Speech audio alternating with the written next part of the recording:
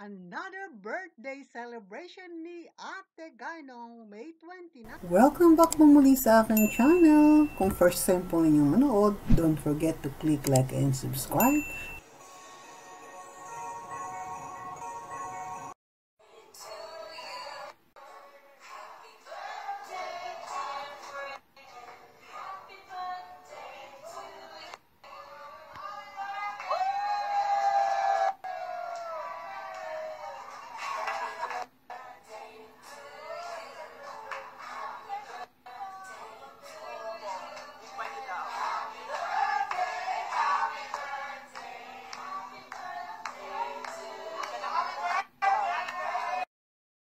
At iyan nga po ang ating pambansang alagad ng sining ay muling nagkaroon ng simple ngunit napakasayang belated birthday celebration after 1 week.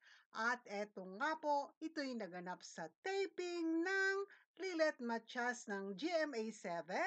Of course, masayang-masaya si Ate Guy, kasama niya sa larawan si Glenda Garcia, at talagang napakaganda ng bouquet of red roses na tinanggap ng ating national artist. Baka sa mukha ng ating superstar ang kasayahan, at talaga namang ang kondisyon niya ay tunay na mabuti. Eto nga ang bida ng teleseryeng si Lilet Matias at Tony Lilet Matias na si Joe Berry at ang kanilang mga kasamahan sa naturang teleserye. Naging masaya ang simple celebration ni Ate Guy, and of course ay another blast for her 71st birthday. We wish you all the best again. Good luck, God bless, and good health po, Ate Guy.